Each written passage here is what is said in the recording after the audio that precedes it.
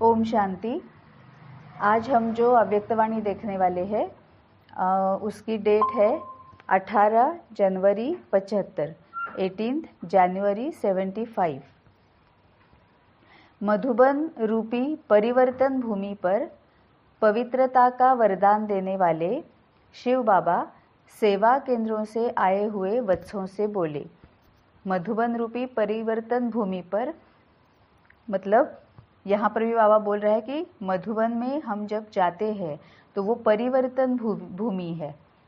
अब परिवर्तन भूमि क्यों है वो बाबा शायद आगे बता देगा। परिवर्तन भूमि पर पवित्रता का वरदान देने वाले। पवित्रता इसका मतलब क्या है अब हम सबको समझ में आ गया है। बाबा ने बहुत अच्छे से समझाया हुआ है। पवित्रता का सबसे पहला जो हमें अप्लाई करना है वो है आत्मा के ऊपर। अब आत्मा मतलब मन और बुद्धि और संस्कार। आत्मा मतलब मन, बुद्धि और संस्कार। और पवित्र आत्मा इसका मतलब जिसके मन में कोई भी व्यर्थ और निगेटिव नहीं है। एक भी व्यर्थ या नकारात्मक संकल्प हम जब नहीं करते हैं, बुद्धि कहीं पर भी गलत दिशा में नहीं जा रही है। और संस्कार जो राम वाले संस्कार है, जो हमारे निजी संस्कार है, उसको बाबा पवित्र आत्मा बोलता है। पवित्र आत्मा मतलब मन, बुद्धि और संस्कार। पवित्र आत्मा मतलब जो पूरी तरह से दैवी गुण, दैवी शक्तियाँ, दैवी संस्कार यूज करते हैं। मन जो है वो पूरी तरह से पावन, पवित्र और पॉजिटिव संकल्प क्रिएट करता है। किसी के भी प्रति कोई भी विकारी संकल्प क्रिएट नहीं करता है ना। कि कोई भी किसी से भी कोई अपेक्षा, मन में भी संकल्पों से भी किसी से हम अपेक्षा नहीं करते हैं कि अरे मैं इतना कुछ कर रही हूँ, इसने कम से कम इतना तो करना चाहिए। मैं इतने सालों से इनको इतनी हेल्प करते आई हूँ, इन्होंने कम से कम एक्नॉलेज तो करना चाहिए कि हाँ तुम हमें हेल्प करती हो। कम से कम उन्होंने धन्यवाद तो करना चाहिए, थैंक यू तो बोलना चाहिए। ये भी अपेक्षा नहीं करनी है। ईर्ष्या, द्वेष, मत्सर ये बिल्कुल भी करना है कि उसके पास है मेरे पास नहीं है। होता है ना कई बार कि देखो वो तो कुछ भी करते नहीं है, लेकिन देखो कितने किस्मत वाले हैं, इनको सब कुछ ऐसे ही इजीली मिल जाता है। इसमें ही आंसर है कि हाँ वो किस्मत वाले हैं, इसीलिए उनको मिल जाता है। हमने वो नहीं कमाई है। किस्मत कमाना ये कर्म पर होता है। हमारे जैसे कर्म होंगे वैसी हमारी किस्मत होगी, है ना। अभी अगर वो कुछ भी नहीं कर रहे हैं फिर भी उनको सब कुछ मिल रहा है। क्यों? क्योंकि उन्होंने वो किस्मत से पाया है। किस्मत मतलब हमारे कर्मों के परिणाम। तो उनके पिछले कर्म ऐसे थे जिसके परिणाम स्वरूप अभी उनको वो मिल रहा है ना। या फिर ऐसे होता है ना कि अहंकार में हम होते हैं। अहंकार के मेरे पास तो इतना है, मैं क्यों उसके साथ बात करूं, ये थोड़ी ना मुझको खिलाता है ना। मैं तो अपने अपने दम पर खड़ी हूँ, है ना। ये अहंकार जो होता है, तो ये अहंकार का कामना, क्रोध, लोभ, मोह, मत्सर, अहंकार, ईर्ष्या, द्वेष, स्वार्थ, आलस्य, ये जो विकार है और उनके बच्चे जच्चे जो है, जैसे बाबा बोलता है छोटी छोटी कमजोरियां, अवगुण, दुर्गुण, कमियां, ये जो है ना, उनसे कोई भी संकल्प हम क्रिएट करते हैं तो हम अपवित्र है। संकल्पों से पवित्र बनना है ना। पवित्र संकल्पों से बनना है, तभी तो फिर हमें किसी से अपेक्षा भी नहीं रहती है। तो पवित्रता इसका मतलब है मन पूरी तरह से पॉजिटिव संकल्प करे, बुद्धि सही डायरेक्शन में जाए, सत विवेक बुद्धि, है ना। बुद्धि हम यूज, जो बाबा बोलता है कि पत्थर बुद्धि बन गए हो, है ना। तो पत्थर बुद्धि नहीं रहना है। बुद्धि को इस तरह से काम पर लगाना है जिसकी वजह से हम आगे की सोच कर फिर अपना कदम उठाए। डिसीजन हमारा, बुद्धि क्या करती है, डिसीजन जब लेती है या फिर बुद्धि जब कोई करना नहीं करना ये जब तय करती है, तो हमें पहले आगे की सोचना है कि अभी जो मैं एक्शन ले रही हूँ उसका 2 साल के बाद उसके परिणाम क्या होंगे, 1 साल के बाद उसके परिणाम क्या होंगे, 5 साल के बाद उसके परिणाम क्या होंगे। ये सोच कर जब हम कोई एक्शन लेते हैं तो इसका मतलब ये है कि बुद्धि सही दिशा में जा रही है। और संस्कार, आत्मा मतलब मन, बुद्धि और संस्कार। तो संस्कार हमेशा दैवी संस्कार होने चाहिए। इसको बाबा पवित्रता बोलता है ना। क्योंकि पवित्रता बाबा कुछ भी कहता है तो पहले आत्मा के लिए बाबा बोलता है। तो मधुबन रूपी परिवर्तन भूमि पर पवित्रता का वरदान देने वाले बाबा हमेशा वरदान देते रहता है और उसकी विधि बताते रहता है कि मैंने जो अभी वरदान दिया उसको प्रत्यक्ष करने के लिए तुम्हें कौन सी विधि अपनानी होगी। अब बाबा जब पवित्रता का वरदान देता है, इसका मतलब बाबा हमें विधि भी बताता है कि तुम्हें सबके लिए अच्छा सोचना है, शुभ भावना शुभ कामना। विकार के वश में कोई भी सोच क्रिएट नहीं करनी है, विकार के वश में कोई भी संकल्प या विचार क्रिएट नहीं करना है, आगे की सोच कर फिर बुद्धि चलानी है और निजी संस्कारों को ही यूज करना है। ये अगर हम करते हैं तो बाबा जो पवित्रता का वरदान देता है वो हमारे लिए प्रत्यक्ष हो जाएगा, है ना।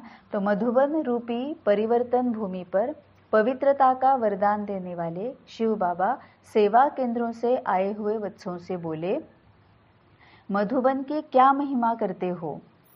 कहते हो कि यह परिवर्तन भूमि है। आप सभी परिवर्तन भूमि या वरदान भूमि में आए हुए हो। स्वयं में व अन्य में वरदान का अनुभव करते हो। मतलब बाबा सेल्फ चेकिंग, हमेशा बाबा सेल्फ चेकिंग के लिए बोलता है। बाबा प्रश्न पूछता है और फिर बाबा बोलता है कि ये तुम चेक करते रहो। प्रश्न पूछता है, इसका मतलब हमें सिर्फ हाँ या ना में जवाब नहीं देना है।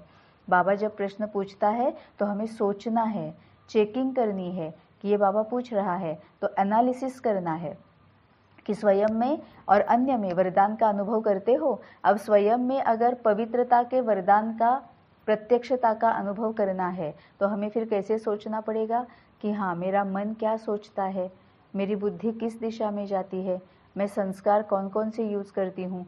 ये जब हम एनालिसिस करते हैं, हम जब चेक करते हैं, तब हमें समझ में आ जाएगा कि ये वरदान कहाँ तक सही है, क्या मैं इस वरदान का अनुभव करती हूँ, और अगर नहीं करती हूँ तो कहाँ कहाँ पर गलती हो रही है, कहाँ कहाँ पर मैं जो बाबा बोल रहा है वो छोड़ के कुछ और ही, मतलब देह भान में रहकर मैं काम कर रही हूँ। तो यहाँ आना अर्थात वरदान पाना, परिवर्तन करना। अब क्या परिवर्तन करना है?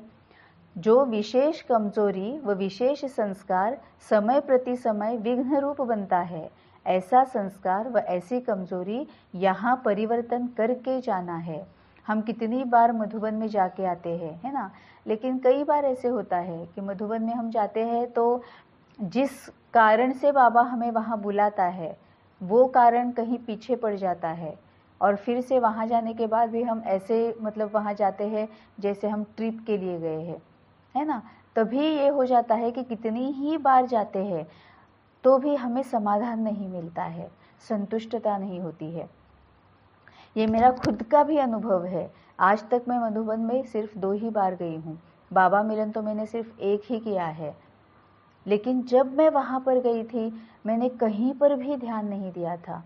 मैं और बाबा, सिर्फ मैं बाबा के साथ बात कर रही थी कि बाबा अब क्या करना है, कैसे करना है, कब करना है, क्यों करना है, बाबा इसका मतलब क्या है।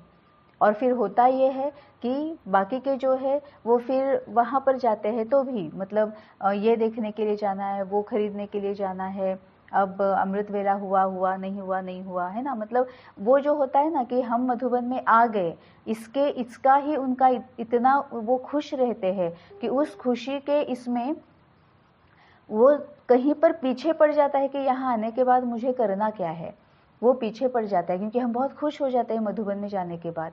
तो जैसे बाबा बोलता है ना कि तुम कभी कभी ना कंफर्ट जोन में चले जाते हो, मैं मधुबन में आ गई, बस मधुबन में आकर कुछ नहीं होगा, मधुबन में जाने के बाद मैं क्या सोच रही हूँ, क्या कर रही हूँ, कौन सा परिवर्तन कर रही हूँ, ये जब मैं सोचती हूँ, बाबा के साथ बात करती हूँ, क्योंकि वहाँ पर संगठन है ना, सभी के सभी बहुत ज़्यादा पवित्र महान आत्माएं वहाँ पर है, सभी के सभी ऐसी आत्माएं वहाँ पर आती है जो बाबा के लिए मतलब कुछ भी करने के लिए तैयार हो जाती है।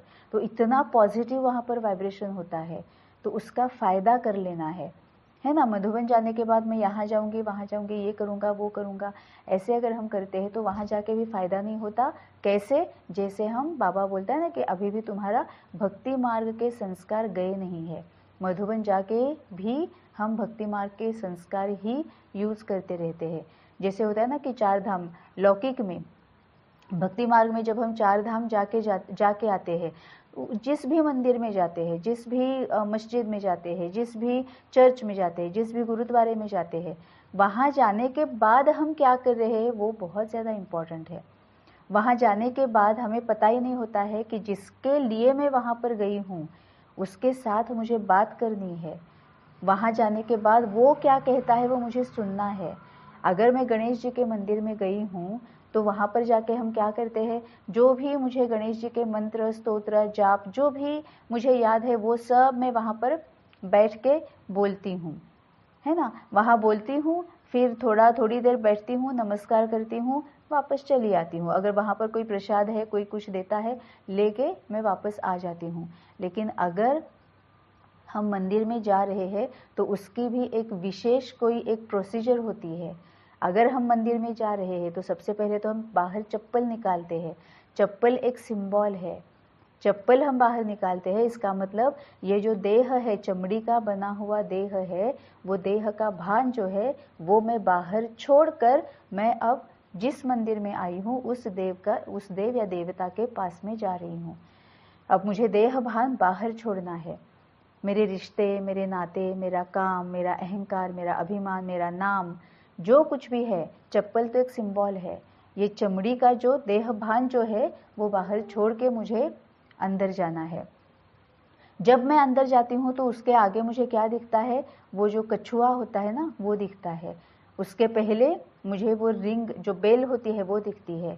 अब बेल जब मैं बजाती हूँ वहाँ पर तो जिनको भी मैंने पूछा है वो क्या बोलते हैं, बेल क्यों हम बजाते हैं, क्योंकि हम उस देवता को जगा रहे हैं। मतलब ये सच में, मतलब क्या सच में हम देवता को जगा रहे हैं? क्या देवता सोए हुए हैं? अगर देवता सोए हुए हैं, वहाँ जाकर उनको जगाकर अगर हमने उनकी पूजा करनी है तो फिर मतलब क्या ये सही हो सकता है? वहाँ जाने के बाद अपने आप को जगाते हैं हम कि मैं अब यहाँ पर आई हूँ, हे आत्मा, अब तुम देवता के पास आए हो, इस देव के पास आए हो, इस मंदिर में आए हो, अब जग जाओ। जो कुछ भी तुम्हें इससे कहना है, बोलना है, पूछना है, उसके ऊपर फोकस करो। उसके बाद आता है कछुआ। कछुआ इसका वो भी सिंबॉलिक है। कछुए के 4 पैर होते हैं और मुंह होता है। कछुआ 4 पैर और मुंह अंदर लेने की सिर्फ उसमें ही ये स्किल होता है। तो ये भी सिंबॉलिक है कि अब तुम बेल बजाकर अपने आप को तुमने अवेयर किया है, अब तुम आगे आओ और कछुए को देखो। और जिस तरह से कछुआ 4 पैर और उसका सर अंदर लेता है, वैसे तुम भी सभी तुम्हारे 5 जो ज्ञानेंद्रिय है, जो बाहर की तरफ है, कौन क्या कर रहा है देख रहे हैं, सुन रहे हैं, है ना, ये जो बाहर की तरफ जो तुम्हारी ज्ञानेंद्रिय है वो अब अंदर ले लो, अंतर्मुखी बन जाओ, है ना। अंतर्मुखी बनकर सिर्फ और सिर्फ उसको देखो जिसके मंदिर में तुम आए हो, और फिर तुम्हारी बात करो। तुम्हें क्या पूछना है वो पूछो, तुम्हें क्या बोलना है वो बोलो। वो होने के बाद शांति से बैठ जाओ और सुनो कि वो देवी या वो देवता तुम्हें क्या सुनाना चाहते हैं, वो तुम्हें क्या जवाब दे रहे हैं, वो सुनो। ये एक्चुअली वहाँ जाने के बाद होना चाहिए, लेकिन वो होता नहीं है। हम जो भी हमें बोलना है बोलते हैं, वहाँ पर थोड़ी 2 मिनट बैठते हैं, जब बैठते हैं तब भी यहाँ वहाँ की बातें दिमाग में चलती रहती है, वापस आ जाते हैं, तो फ़ायदा कुछ नहीं होता है ना। अगर सिंपल सी बात है, अगर हमारे बच्चों को, अगर मैंने अगर आपके बच्चों को कुछ लिख के दे दिया जो पेरेंट्स के बारे में बहुत अच्छी अच्छी बातें हैं, कोई एक 10-12 सेंटेंसेस का पैराग्राफ है या फिर कोई ऐसी पोएम जैसी बनी है जिसमें माँ का और पिता का पूरा मतलब उसमें अलंकारिक भाषा यूज़ करके बहुत उनका सम्मान के वर्ड्स उसमें लिखे, बहुत ब्यूटीफुल सा मैंने अगर कोई राइटअप तैयार किया है या कोई स्तोत्र या मंत्र जैसे पोएम तैयार किया है। अगर आपके बच्चों को अगर मैं बता देती हूँ कि आपके माँ बाप कुछ भी बोले, बस आपको यही बोलना है। अगर माँ बाप बोलेंगे कि अरे तू आ गया, देर हो गई क्या, बस यही बोलना है। जवाब कुछ और है, लेकिन तुमको ये जो लिख के दिया है ना वो बाय हार्ट करो, यही तुमको बोलना है। खाने में क्या खाओगे, यही बोलना है। तुम कहीं बाहर जाने वाले हो, यही बोलना है। क्या होगा, माँ बाप इरिटेट हो जाएंगे ना कि ये क्या पागलपन है, ये क्या कर रहे हो, ये क्या बड़बड़ा रहे हो, जवाब दो ना। तो वो जो देवी और देवता है वो भी हमारे माँ बाप है ना, उनके पास जाकर हम किसी ने कभी किसी समय पर बनाई हुई जो स्तोत्र है, मंत्र है, वही जाके हम उनको सुना रहे हैं, वो अपने भी नहीं है।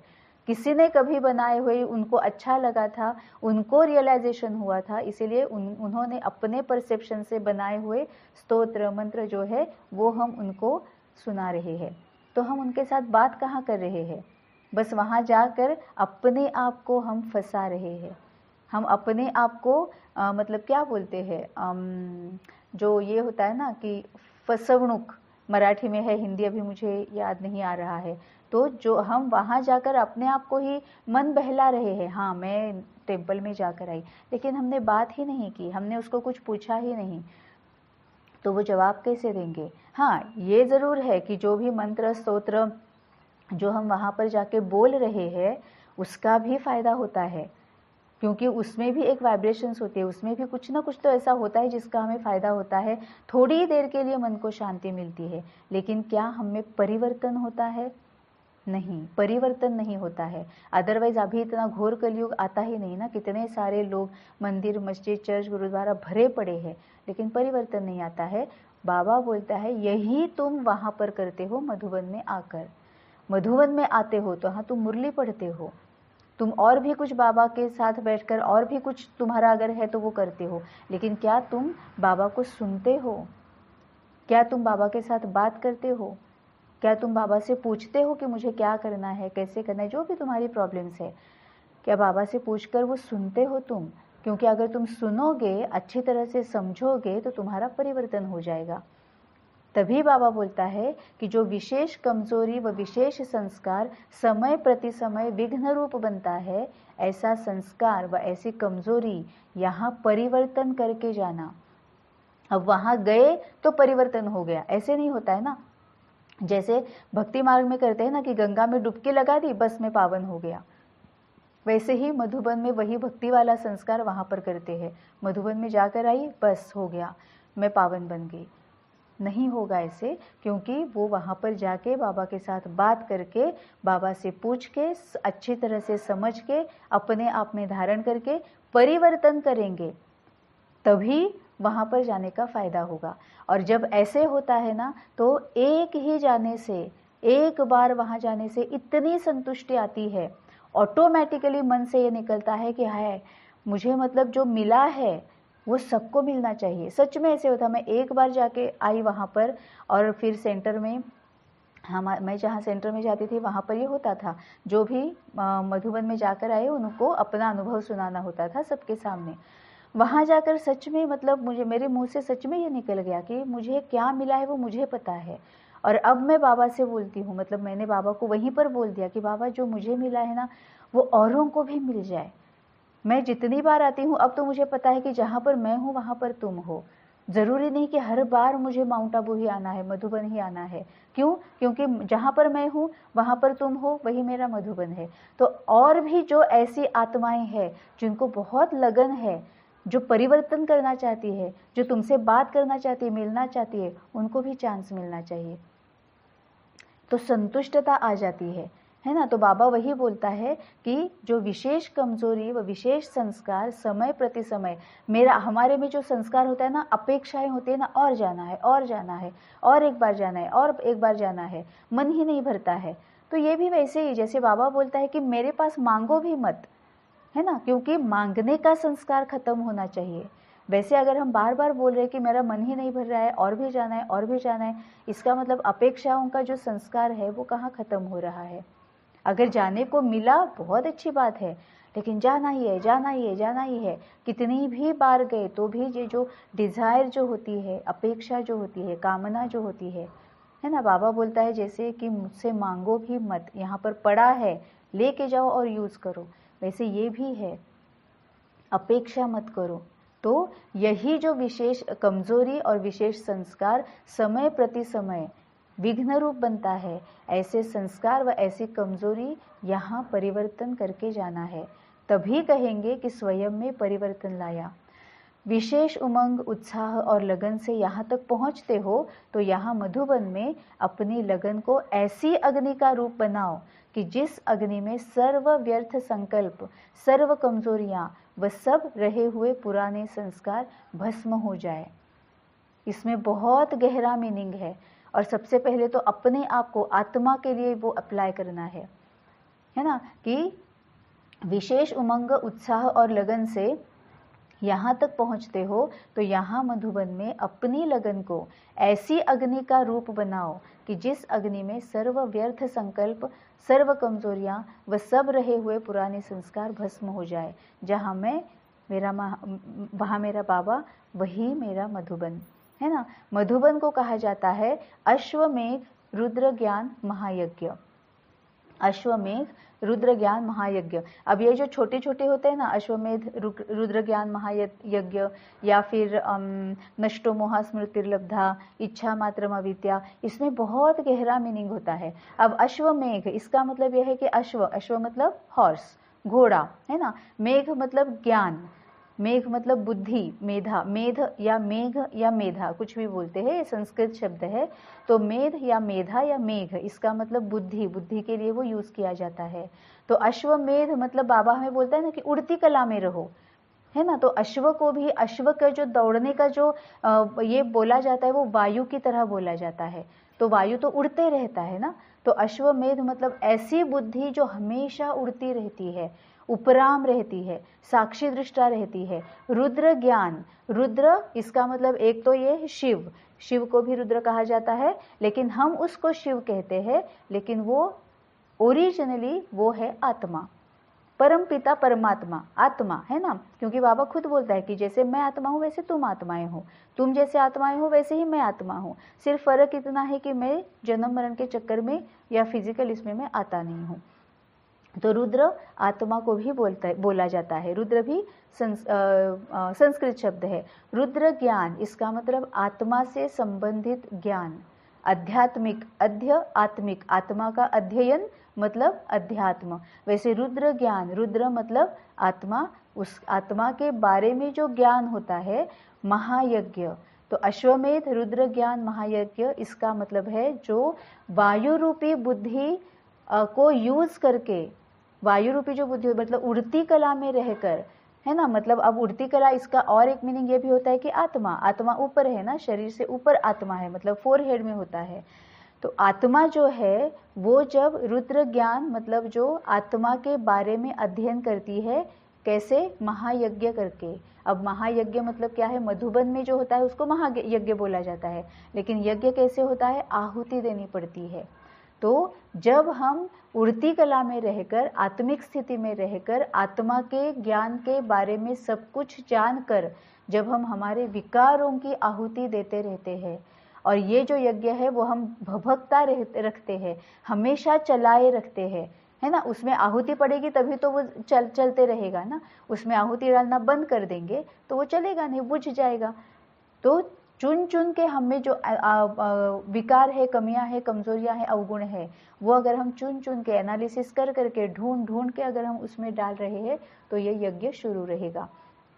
तो अश्वमेघ मधुबन को कहा जाता है अश्वमेघ रुद्र ज्ञान महायज्ञ। अब ये मधुबन को ही क्यों कहा जाता है, क्योंकि उड़ती कला में बाबा वहां पर आया ना, बाबा वहाँ पर था, ब्रह्मा बाबा वहाँ पर था। तो ये तो इतनी मतलब उड़ती कला में रहने वाली आत्माएं है ना, ये स्पेसिफिकली ये दो आत्माएं, मम्मा है, ये कुछ आत्माएं वहाँ पर ऐसे रहती थी जो हमेशा उड़ती कला में रहती थी, जो आत्मा के बारे में ज्ञान लेती थी और जो अपने विकारों की कंसिस्टेंटली अपने विकारों की आहुति दे रही थी। तो मधुबन को कहा जाता है अश्वमेघ रुद्र ज्ञान महायज्ञ। यज्ञ में क्या किया जाता है, स्वाहा किया जाता है। आप बच्चे भी अमृत वेले उठ रोज यज्ञ रचते हो लगन की अग्नि का, है ना। बाबा बोलता है कि तुम सभी भी वही कर रहे हो, तुम भी रुद्र ज्ञान यज्ञ ही कर रहे हो। रुद्र ज्ञान यज्ञ मतलब क्या है, आत्मा के बारे में जानना है। जब हम आत्मा के बारे में जैसे जैसे जानते जाते हैं वैसे वैसे विकारों की, कमजोरियों की, कमियों की, दुर्गुणों की, अवगुणों की आहुति डालते जाते हैं, उतना उतना ये जो यज्ञ है वो धधकता रहता है।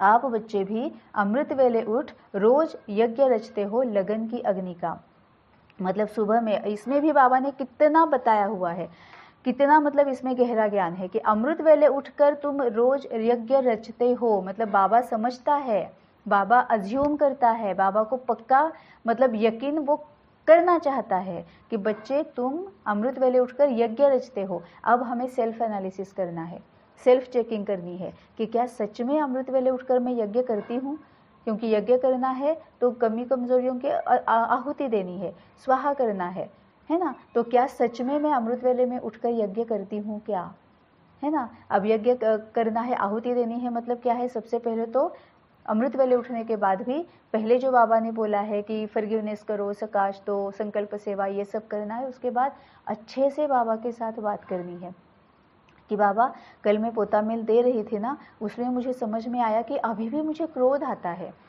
गुस्सा तो ठीक है लेकिन अभी भी क्रोध आता है, या फिर अभी भी मुझ में कहीं ना कहीं कुछ ना कुछ तो अहंकार है, या अभी भी मुझ में ऐसा कुछ है जिसकी वजह से मैं सबके साथ ये नहीं कर पाती, मतलब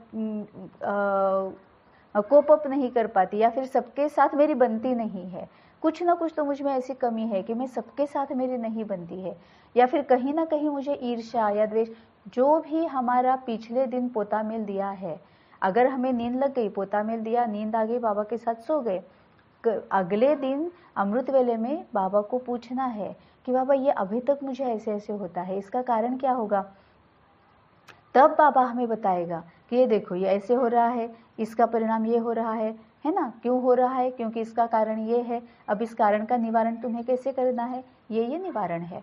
और जब हम वो शक्ति अपने आप में भरते हैं, वो अच्छी तरह से उसके ऊपर मनन चिंतन करते हैं, अच्छे से समझ लेते हैं, और फिर पूरे दिन भर में जब भी वैसी वाली सिचुएशन आएगी तब हम वो यूज करते हैं, उसको बोला है आहुति दे दी, है ना। वो जो कमी हम में थी कि किसी के साथ मेरी किसी वजह से बनती नहीं है, या मुझे कभी कभी क्रोध आता है। अगर सामने ऐसी सिचुएशन दिन भर में आ जाती है कि मुझे क्रोध बस आएगा अभी, और अगर मैं अवेयर हूँ और मैंने उस वक्त अपने आप पर कंट्रोल पाया, तो इसका मतलब है मैंने क्रोध की आहुति दे दी, है ना। तो उस वक्त ये समझा जाएगा कि मेरा यज्ञ सफल हो गया, है ना। तभी बाबा बोलता है कि आप बच्चे भी अमृत वेले उठ रोज यज्ञ रचते हो लगन की अग्नि का, जिस लगन रूपी अग्नि में अपनी कमजोरी स्वाहा करते हो।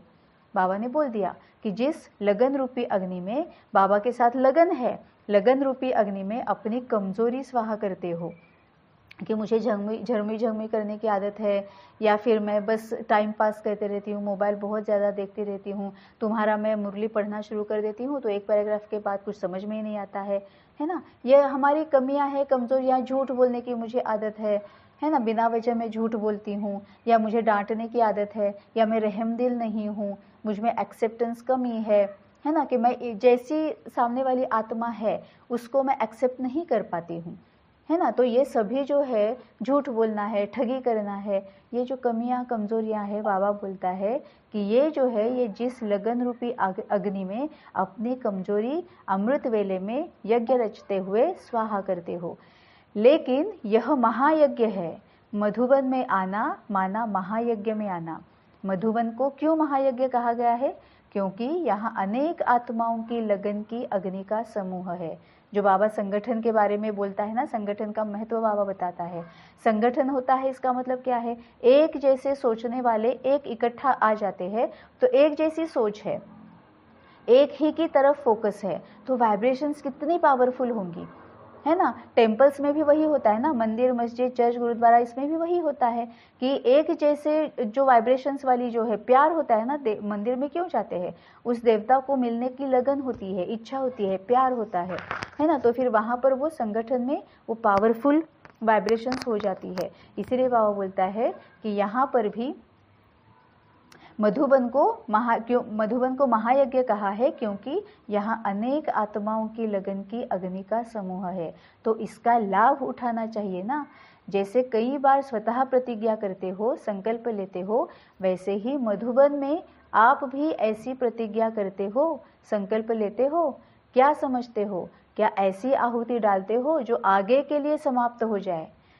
मतलब जैसे होता है ना कि भक्ति में जैसे होता है कि गंगा में स्नान किया, बस ऐसी खुशी हो जाती है कि मेरे सभी पाप खत्म हो गए, मैं एकदम पवित्र बन गई, मेरे पाप खत्म हो गए। लेकिन जैसे ही वापस कर्म में आते हैं, पाप शुरू हो जाता है पाप करना शुरू हो जाता है। वैसे ही बाबा बोलता है कि जैसे कई बार स्वतः प्रतिज्ञा करते हो, संकल्प लेते हो, वैसे ही मधुबन में भी आप ऐसी प्रतिज्ञा करते हो, संकल्प लेते हो। क्या समझते हो? ऐसी आहुति डालते हो जो आगे के लिए समाप्त हो जाए। मतलब एक बार मधुबन में जाकर कमी, कमजोरियां, अवगुण, दुर्गुण और विकारों की आहुति डाली तो आगे उसको यूज ही नहीं करना है। महायज्ञ में महाआहुति डालनी चाहिए, साधारण आहुति नहीं। अनेक आत्माओं के लगन की अग्नि की सामूहिक आहुति डाली है। यहाँ से जाते हो, डाल कर जाते हो, या अब वापस ली है, या सोचते हो कि किस प्रकार के तिल व जौ डाले। यह जांच करते हो कि कितनी बार महायज्ञ में आते हो तो महायज्ञ में आहुति डालते हो। तो बाबा ने बोला है सेल्फ चेकिंग करो, कितनी बार मधुबन में आए हो तो कौन कौन सी आहुति यहाँ पर डाली हुई है।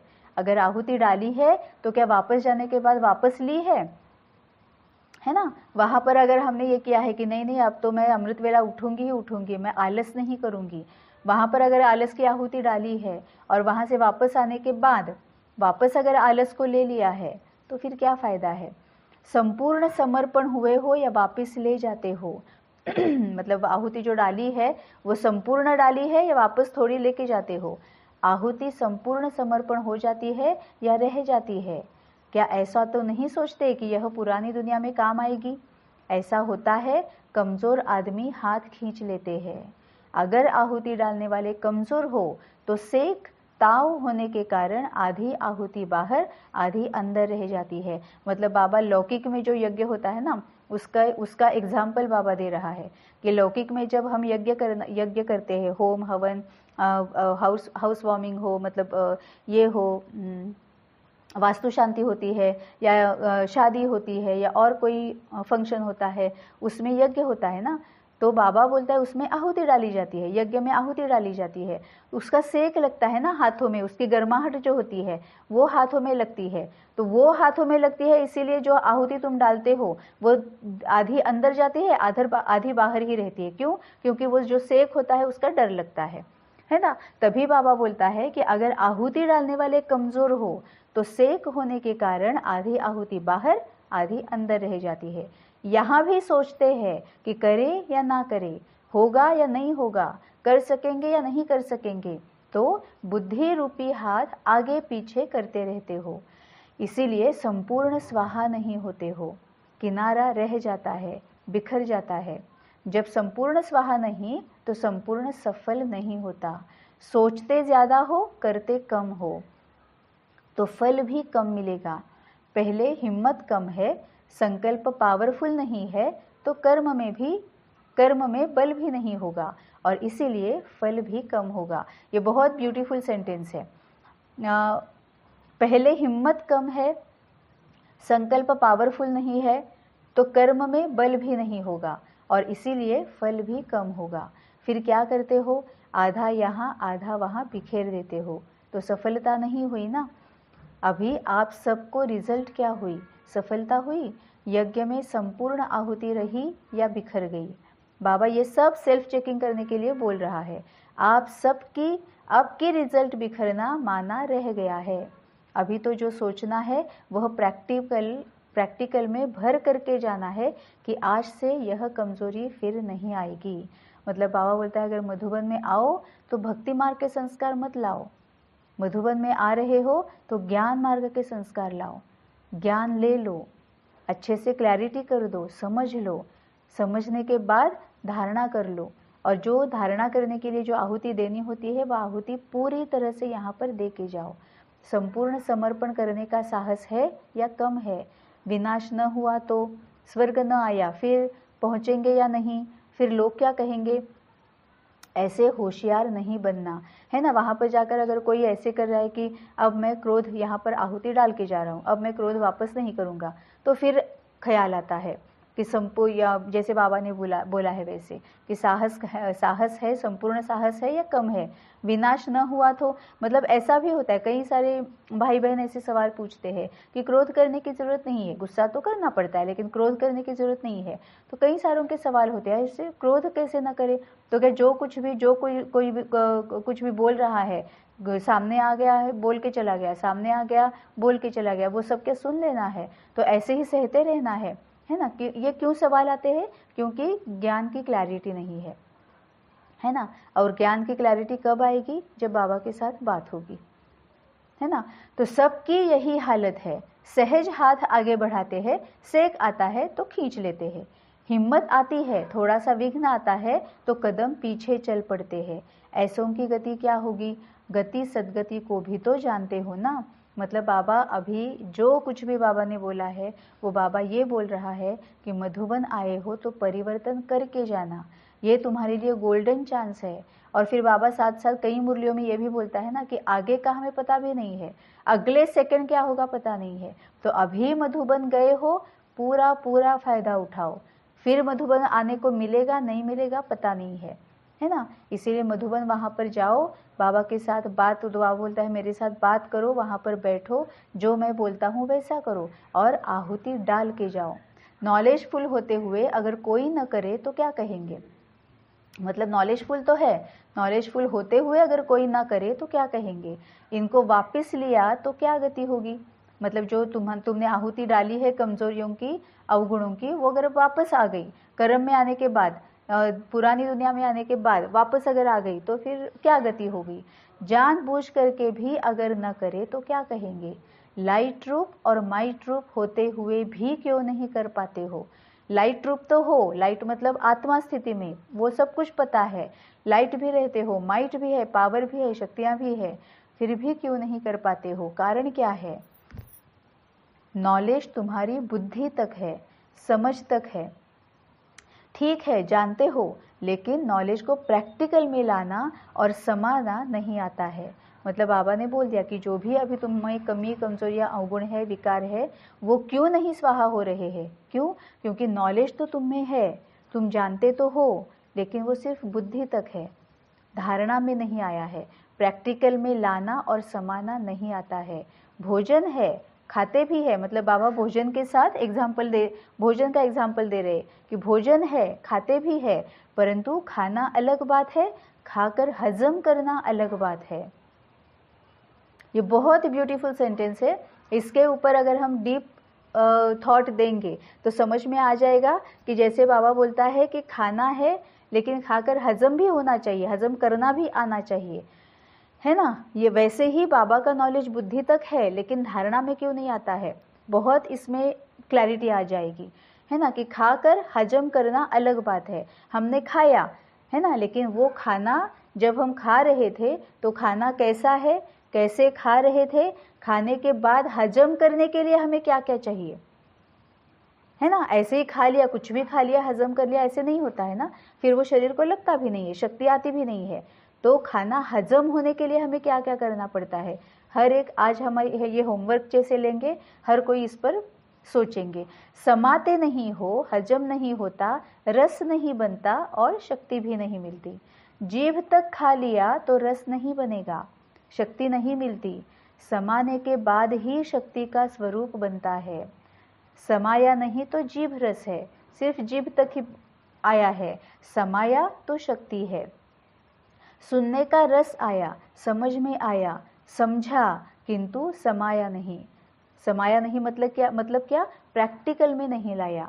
जितना धारणा में आता है संस्कार बन जाता है, तब ही प्रैक्टिकल सफलता का स्वरूप दिखाई पड़ता है। जैसे 2 दिन पहले की मुरली में बाबा ने बोला था कि सतयुग तो आगे है, अभी संगम युग है, लेकिन सतयुग के जो संस्कार है वो अभी दिखने चाहिए, अभी दिखेंगे तभी नेचुरल नेचर बन जाएगा और फिर सतयुग में वो नेचुरल नेचर ही दिखना शुरू हो जाएगा, है ना। वैसे ही बाबा यहाँ पर बोलता है कि जितना धारणा में आता है संस्कार बन जाता है, तब ही प्रैक्टिकल सफलता का स्वरूप दिखाई पड़ता है।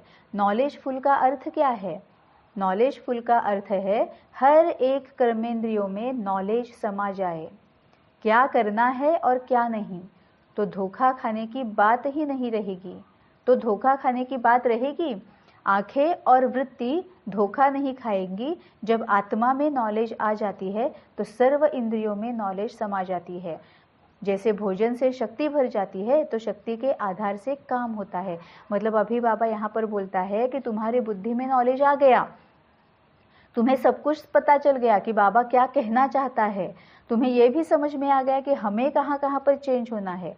तुम्हें ये भी समझ में आ गया कि मुझ में क्या क्या कमजोरियाँ, विकार, अवगुण, दुर्गुण है ना। लेकिन क्या हो रहा है, वो कर्मेंद्रियों तक नॉलेज नहीं गया है। कितना ब्यूटीफुली बाबा ने बोला है, एकदम क्लियर कर दिया है कि बुद्धि तक आ गया, बुद्धि में समा गया, लेकिन वो कर्मेंद्रियों तक नहीं आया है। वो कैसे कि मेरे बुद्धि में आ गया कि बाबा बोलता है कि क्या देखना है क्या नहीं देखना है, वो आंखें डिसाइड नहीं करेगी। मैं आंखों को बताऊंगी कि तुम्हें क्या देखना है, कब तक देखना है और किस तरह से देखना है। तीनों भी इंपॉर्टेंट है। क्या देखना है, जो पॉजिटिव है, प्योर है, जो आत्मा की नॉलेज के लिए या हमारे लिबरेशन के लिए, हमारी गति और सदगति। ऊपर बाबा ने कहा ना, आत्मा की गति के लिए जो यूजफुल है वही देखना है। कितना देखना है, back to back, back to back, back to back, एक के बाद दूसरा, दूसरे के बाद तीसरा, तीसरे के बाद चौथा, चौथा के बाद 10वां, नहीं, उसका कोई फायदा नहीं होगा। एक देखो और फिर उसके ऊपर खुद सोचो।